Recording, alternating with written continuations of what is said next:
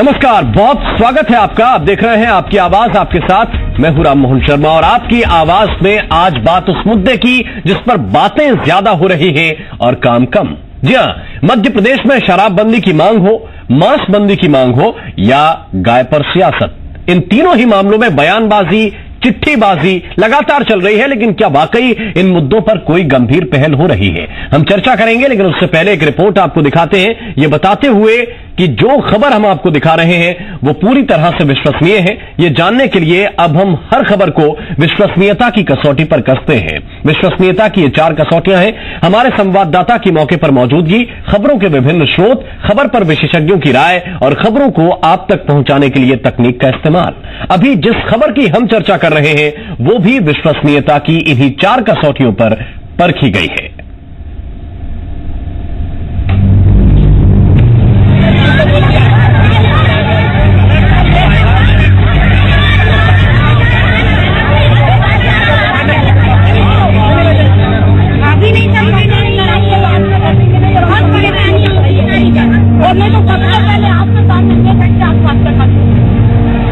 मध्य प्रदेश में शराबबंदी की मांग लगातार जोर पकड़ रही है।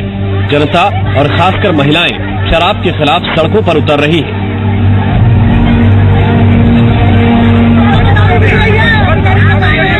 शराबबंदी की ये मांग मध्य प्रदेश के अफसर भी सुन रहे हैं, नेता भी सुन रहे हैं और मुख्यमंत्री भी। सीएम शिवराज सिंह चौहान भी धीरे धीरे शराबबंदी की बात कह रहे हैं। सेवा यात्रा के उद्देश्य से नशा मुक्ति अभियान चलाना, नशा मुक्ति अभियान, और इसलिए एक जबरदस्त जन आंदोलन चले नशे के खिलाफ। सीएम ये बात लगातार कह रहे हैं, लेकिन दूसरी तरफ पूर्ण शराबबंदी की मांग उठ रही है। इस बार बीजेपी के पूर्व सांसद जितेंद्र सिंह बुंदेला ने मुख्यमंत्री शिवराज सिंह चौहान को पत्र लिखा है कि लगातार शराब के खिलाफ हो रहे आंदोलनों को देखते हुए प्रदेश में शराबबंदी के लिए सरकार को आगे आना चाहिए। शराबबंदी को लेके आज रोडों पर महिलाएं हैं, बच्चे हैं, सब निकल के आज आ रहे हैं और वो मांग कर रहे हैं कि शराब पर पूरी तरीके से प्रतिबंध लगाया जाए। परिवार बर्बाद हो रहे हैं, समाज में एक बड़ी टूटन आ रही है। तो इस संबंध में मैंने जनभावना को अवगत कराने की माननीय मुख्यमंत्री जी को जो पत्र लिखा है और समाज में जो कुछ आज घटित हो रहा है, जो समाज की भावना है, उससे मैंने परिचित कराने की कोशिश की है। बुंदेला ने अवैध बूचड़खानों पर कार्रवाई की मांग करते हुए इन पर बैन लगाने की भी मांग की है। प्रदेश में और देश में अवैध बूचड़खाने जो चल रहे हैं, इन पर पूर्ण प्रतिबंध की मैंने मांग की है।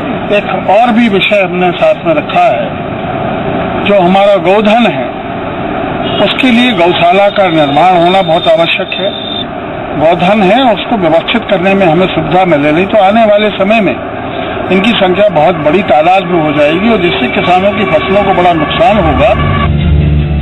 उधर होशंगाबाद में भी मांस पर प्रतिबंध लगाने की मांग जोर पकड़ रही है। शराब और मांस पर मचे इस बवाल के बीच गाय पर राजनीति का एक नया एपिसोड शुरू हो गया है। सियासत की नई कहानी शुरू की कांग्रेस के सचिव सज्जन सिंह वर्मा ने। उनकी मांग है कि गाय को राष्ट्रीय पशुधन घोषित कर दिया जाए। हमारा अनुरोध कांग्रेस के लोगों का ये है कि यदि गौ माता को राष्ट्रीय पशुधन घोषित कर दिया जाए तो ये ऑटोमेटिक बूचड़खाने भी बंद हो जाएंगे, गौ हत्याएं भी बंद हो जाएंगी। सज्जन सिंह वर्मा की दलील है कि ये कदम उठाने से गाय पर होने वाले बवाल थम जाएंगे और सांप्रदायिक माहौल भी सुधरेगा।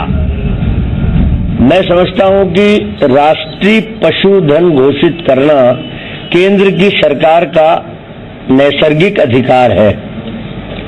उसमें किसी के कानून बनाने की आवश्यकता नहीं है। जिस तरह पिछले समय में बाघ को राष्ट्रीय पशु घोषित किया गया था, मोर को राष्ट्रीय पक्षी घोषित किया गया था, इसी तरह उस अधिकार के अंतर्गत माननीय नरेंद्र मोदी साहब अपनी सरकार के अधिकारों का उपयोग करके गौ माता को राष्ट्रीय पशुधन घोषित कर दें।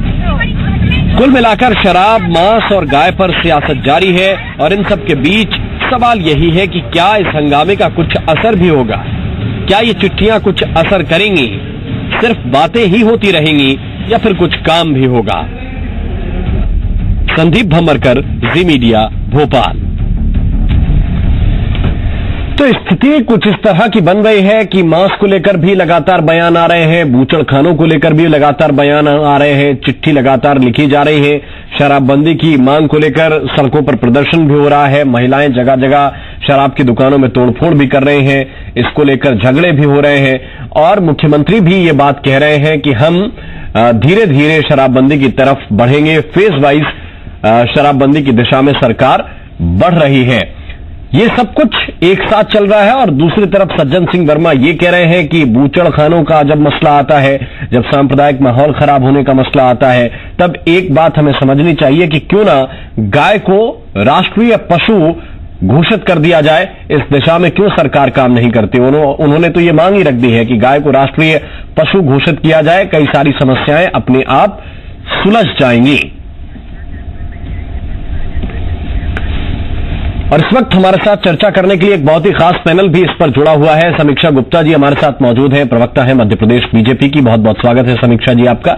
हमारे साथ इस वक्त डॉक्टर औसाफ शामिर खुर्रम साहब मौजूद हैं, अध्यक्ष हैं मुस्लिम त्योहार कमेटी के। खुर्रम साहब बहुत बहुत स्वागत है आपका भी। हमारे साथ इस वक्त BL तिवारी जी भी जुड़े हुए हैं, नेता हैं विश्व हिंदू परिषद के।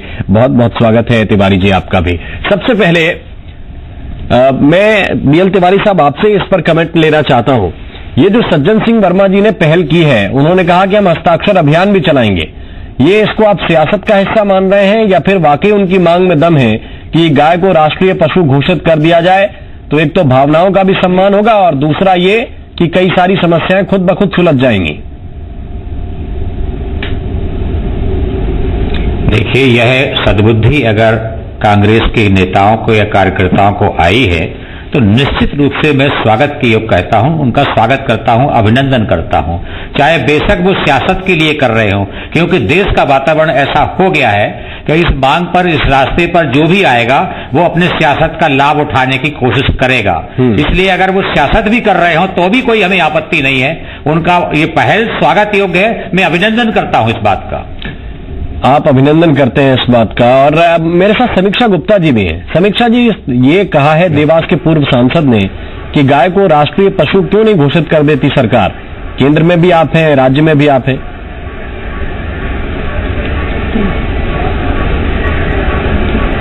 बिल्कुल, ये स्वागत योग्य है। और क्योंकि जब हम गाय को माता मानते हैं और ये हम सबके लिए अच्छी बात है कि लोगों की सोच बदल रही है, क्योंकि नहीं तो अभी तक राजनीति हुआ करती थी हर मामले में। जब हमारे माननीय मुख्यमंत्री जी किसी भी कदम को उठाते थे सामाजिक क्षेत्र में तो वहाँ राजनीति होती थी, लेकिन आज ये शुरुआत की है। चलिए, बदलाव आया है लोगों में और धीरे धीरे बदलाव आएगा, मैं इसका स्वागत करती हूँ। तो सरकार इस पर सोचेगी क्या?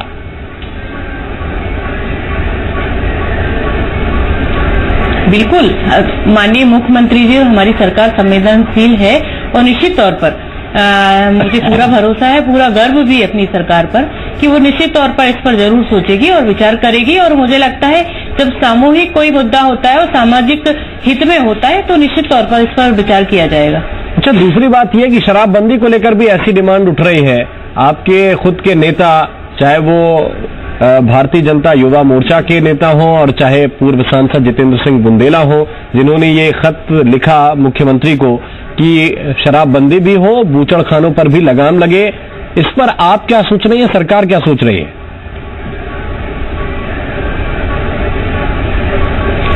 देखिए, माननीय न्यायालय का जो आदेश था, माननीय मुख्यमंत्री जी ने उसका पालन किया और चरणबद्ध तरीके से मध्य प्रदेश में हमारी नर्मदे माँ के जितने भी तट थे या किनारा था उनके आसपास से हटा दी गई है।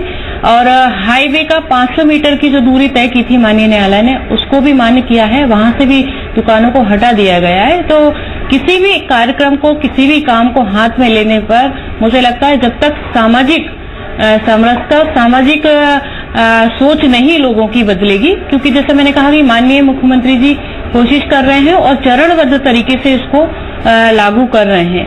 तो बूचड़खाने की भी बात आपने कही, निश्चित तौर पर हर किसी भी नशा मुक्ति या इस तरीके के कार्यक्रम को करने के लिए समाज के हर वर्ग को, हर व्यक्ति को जोड़ना होगा। और उसमें सभी जुड़ेंगे और सरकार तो अपना काम कर ही रही है, माननीय मुख्यमंत्री जी तो कर ही रहे हैं, लेकिन सबकी सोच बदलेगी तब निश्चित तौर पर ये होगा। सबकी सोच बदलेगी तब ये मुमकिन हो पाएगा। तो औसाफ शाह मेरी खुर्रम साहब, बूचड़खानों पर प्रतिबंध की मांग हो, कई जगहों पर तो मास्क पर पूरी तरह से प्रतिबंध लगा देने की मांग भी आ रही है कि इस शहर में इस जगह पर मास्क बिकना ही नहीं चाहिए। ये जिस तरह से मांग चल रही है, शराबबंदी को लेकर जिस तरह से आग बुलंद हो रही है, महिलाएं भी जिस तरह से प्रदर्शन कर रही हैं, इसको आप कैसे देखते हैं?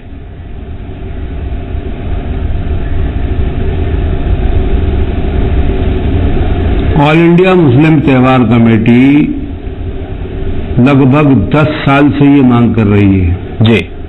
पूरे हिंदुस्तान में शराबबंदी के लिए आंदोलन चलाया हमने, लेकिन हमको जवाब ये दिया जाता है सरकारी ओहदेदारों की तरफ से कि अगर शराबबंदी हो जाएगी तो रेवेन्यू कहां से आएगी, तनख्वाह कैसे बांटेंगे हम जी।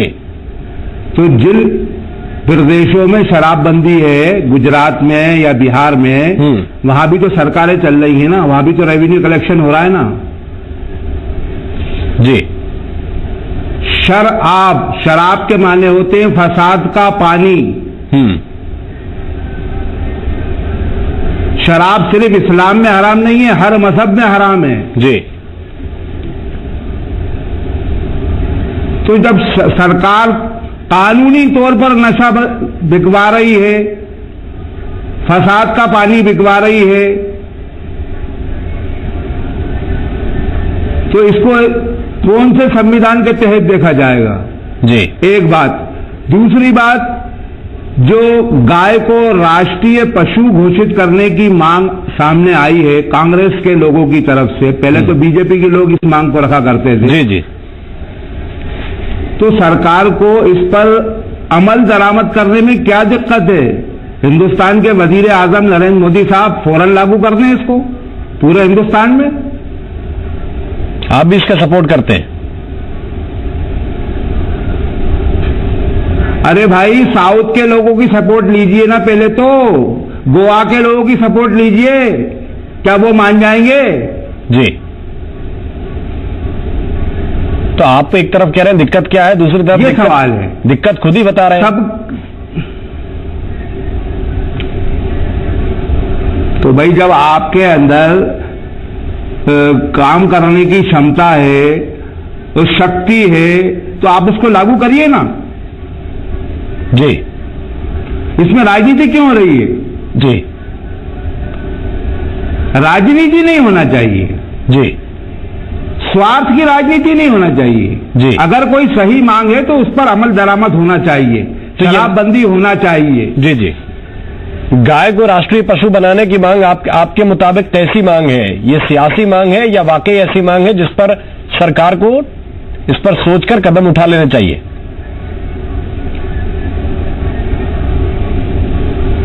भाई, जनमत संग्रह करा लें। हिंदुस्तान में 60 करोड़ हिंदू रहते हैं, उसमें दलित भी हैं, ईसाई भी हैं, सिख भी हैं, वो सब तैयार हैं, हमें कोई एतराज नहीं है। कोई एतराज नहीं है, ये कह रहे हैं औसाफ साहब इस वक्त हमारे साथ जुड़े हुए हैं, अध्यक्ष है मुस्लिम त्योहार कमेटी के, और इस वक्त हमारे साथ कांग्रेस पार्टी की तरफ से अर्चना जायसवाल भी जुड़ गई हैं। अर्चना जी, बहुत स्वागत है आपका भी। हम इसी बात पर चर्चा कर रहे हैं कि हर बात पर सियासी बातें बहुत होती हैं, तकरीरें बड़ी लंबी चलती हैं, लेकिन उस पर अमल करने में बड़ा वक्त लगता है। एक ऐसी मांग सज्जन सिंह वर्मा ने भी उठाई है, ऐसी मांग शराबबंदी को लेकर लगातार चल रही है, और दोनों ही दिशाओं में सरकार क्या कर रही है वो हमारे साथ समीक्षा गुप्ता जी बैठे हुए हैं, वो कह रहे हैं कि हम हर चीज पर धीरे धीरे जाएंगे, लोगों की सोच बदलनी जरूरी है। आप क्या कहेंगे? मेरा कहना है कि जो गाय को राष्ट्रीय पशु घोषित किया जाए वो तो होना भी चाहिए। गाय में हमारे हजारों लाखों देवी देवताओं का वास होता है, और जिस तरह आज गाय को सड़कों पे पशुधन है वो हमारा, उसको सड़कों पे छोड़ दिया जाता है, उनके लिए सुरक्षित स्थान बने, पहली चीज। और जो मदिरा को बंद होना चाहिए, जब जिसको पी के इतने ऐब हो जाते हैं, इतने क्राइम रेट बढ़ता है, इतने लोग अपराध करने लगते हैं, तो जो सरकार है उसको निर्णय लेने पे क्यों देरी हो रही है? यदि कोर्ट ने भी बोला है कि वो मदिरा की जो दुकानें हैं वो हाईवे से हटके शहर में आए, उसके पीछे आप देखिए कितनी महिलाओं को सड़क पर आने पड़ रहा है। क्यों सड़क पर? जब शिवराज सिंह चौहान कहते हैं मेरी बहन मेरी बेटियां, तो उन बहन बेटियों को शराब की दुकानें उनके मोहल्ले में क्यों लगा रहे हैं? भाई आप यदि आप बैन कर सकते हैं तो आप नर्मदा नदी का जैसा चक्कर लगा रहे हैं, वैसे शराब के बारे में भी आप सोचें और उसको उचित हल निकालें। क्यों हमारी महिलाएं बाल बच्चों को छोड़ के सड़कों पे आंदोलन करने पे मजबूर हो रही हैं? तो मेरा कहना है कि जो सरकार है उसको तुरंत निर्णय लेना चाहिए। और इस तरह जो हमारी बहनें मैं देख रही हूँ, रोज अखबार में, रोज चैनल में आप लोगों में देख रही हूँ कि महिलाएं जगह जगह पूरे भारतवर्ष में सड़कों पर खड़ी हैं, आप भी देख रहे हैं। तो महिलाओं को ही नुकसान होता है, उनके पति शराब पी के आते हैं और फिर उनके घरों के पास में दुकान बना दी जाएगी तो लोगों का तो चलना मुश्किल हो जाएगा। जिस तरह से आज महिलाओं पे अत्याचार हो रहे हैं, आप देख रहे हैं, घटनाएं बढ़ रही हैं, महिलाओं को टुकड़े टुकड़े में काट के कहीं मुंडी फेंक दी जा रही है, कहीं पैर फेंक दिए जा रहे हैं। ऐसी हालत हो रही है, नशा के कारण ही हो रही है। गाय हमारी माता है, गाय की सुरक्षा करना हमारा नैतिक दायित्व है, ये हमारे धर्म में भी लिखा हुआ है जी। तो सबको मिलकर एक साथ निर्णय लेना चाहिए, सभी धर्मों को, सभी पंचायतों को, सभी चौधरी। अच्छा, समीक्षा गुप्ता जी, इस पर क्या कहेंगे? क्योंकि अर्चना जायसवाल जी ये सवाल भी खड़ा कर रहे हैं कि महिलाओं को अगर दिक्कत है, महिलाएं सड़कों पर आ रही हैं, तो क्यों इस तरीके की चीजें हो रही हैं कि आप बस्ती में ले आइए शराब की दुकानें, वहां पर खोलिए जहां पर महिलाएं जाती हैं, उठती बैठती हैं।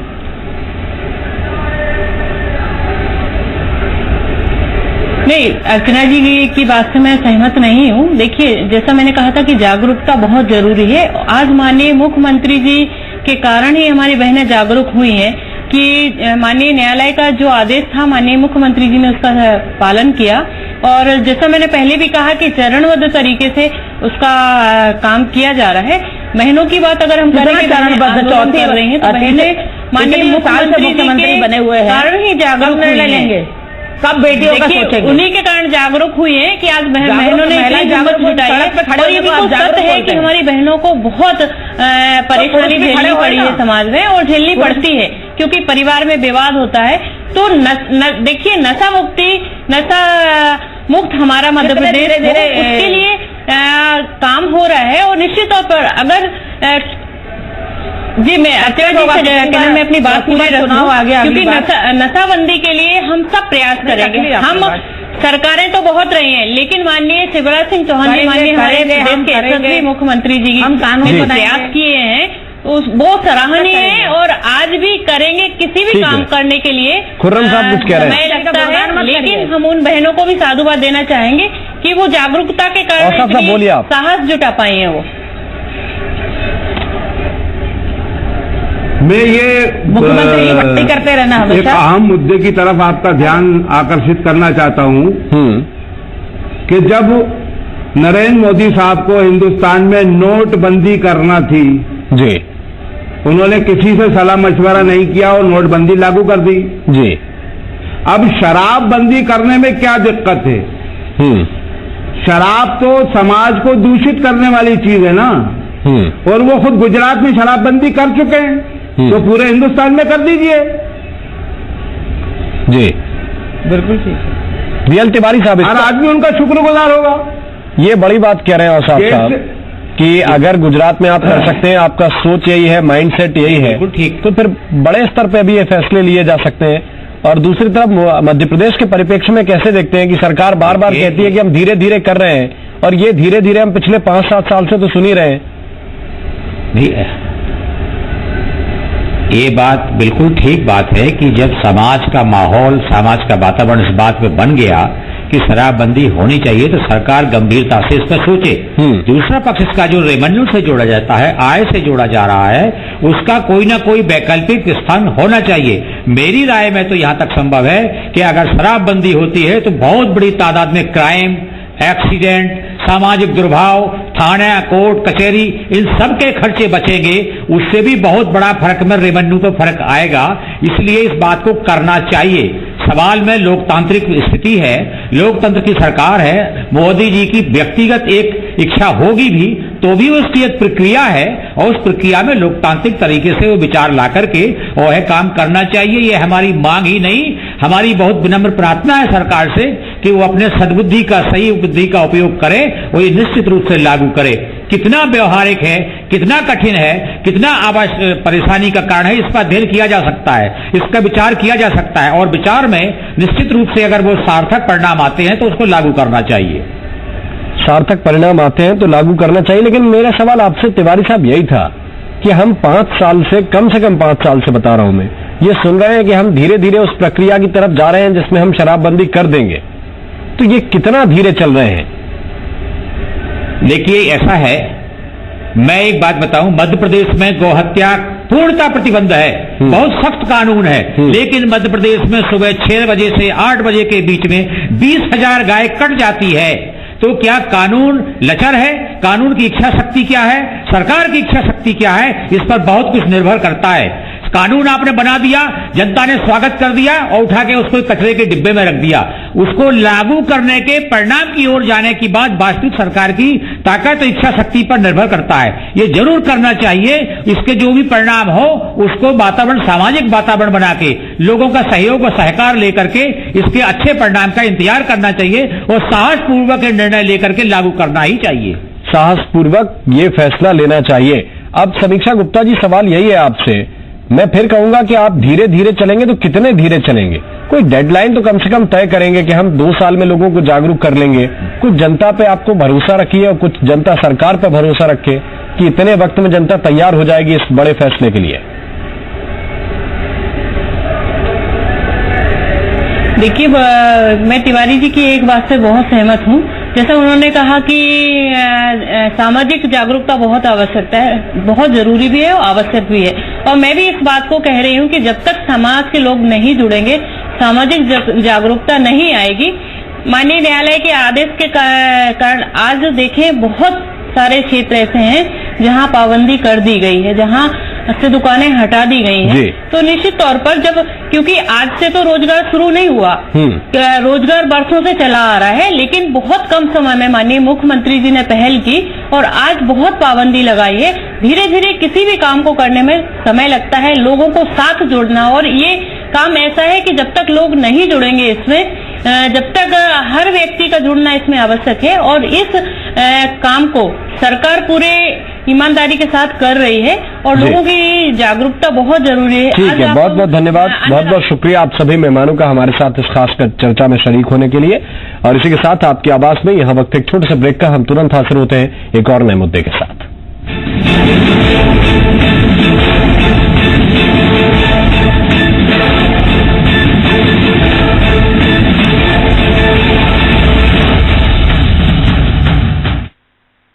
प्राइड